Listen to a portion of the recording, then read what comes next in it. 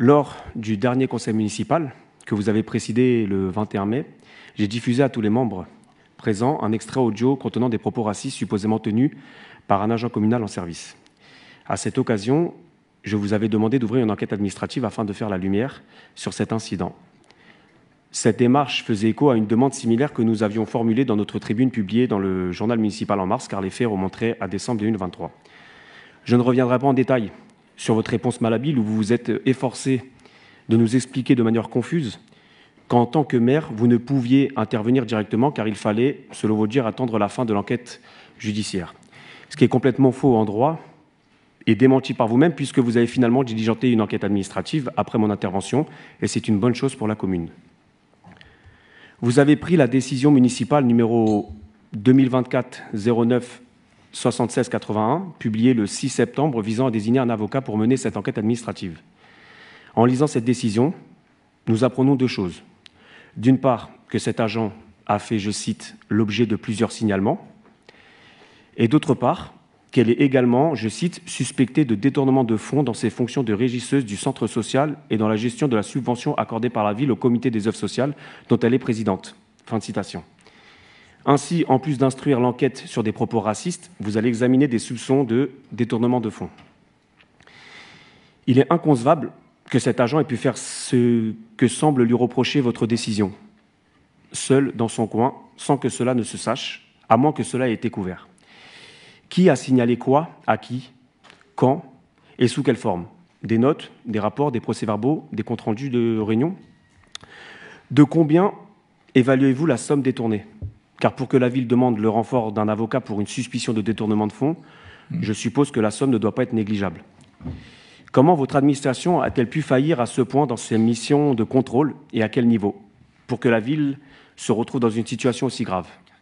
Cette enquête doit au moins révéler ces éléments pour établir les responsabilités, le montant du préjudice et depuis combien de temps ça dure.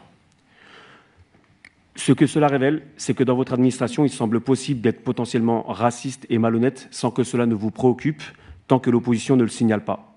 Cela reflète une administration défaillante dont vous, monsieur le maire, êtes censé garantir le bon fonctionnement, ce qui manifestement n'est pas le cas. Soit vous êtes incompétent, soit vous choisissez de fermer les yeux. Dans tous les cas, vous montrez votre incapacité à offrir aux habitants une administration digne. Je rappelais simplement que dans cette enquête, effectivement, que nous avons menée, puisque vous venez de dire qu'on l'a menée, que l'enquête judiciaire était en cours et qu'à un moment donné, quand on a eu un certain nombre d'éléments de l'enquête judiciaire, nous allons lancer l'enquête administrative qui a jumelé en parallèle l'enquête judiciaire. Et j'ai pris un certain nombre de décisions. Oui, monsieur Amara, comme d'habitude, depuis 30 ans, je prends des décisions. Voilà. Donc j'ai pris certaines décisions. Je ne sais pas ce que l'intéressé vous a fait pour vous acharnier totalement contre elle. À ce point-là, il faudra que, là aussi, on enquête de notre côté quels sont vos rapports avec l'intéressé pour que vous en soyez vraiment arrivé à ce point-là.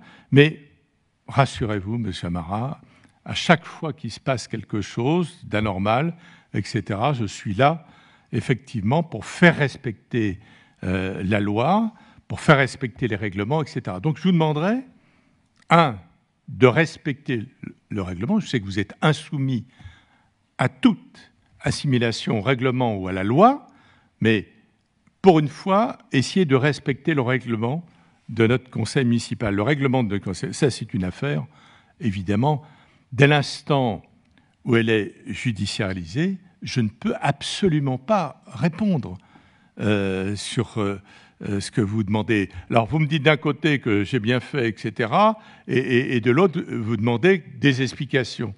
À aucun moment, lorsqu'il y a une enquête judiciaire, il n'y aura de ma part le début du commencement d'une explication. Voilà. Donc, j'ai fait le nécessaire. L'enquête n'est évidemment pas terminée. On a pris toutes les mesures en parallèle.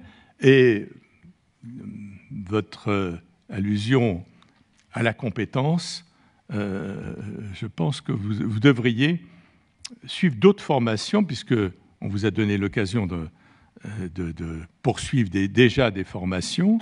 Il Il y a d'autres formations sur le respect du règlement, sur également les capacités d'un maire à aller en justice pour essayer d'élucider un certain nombre d'affaires.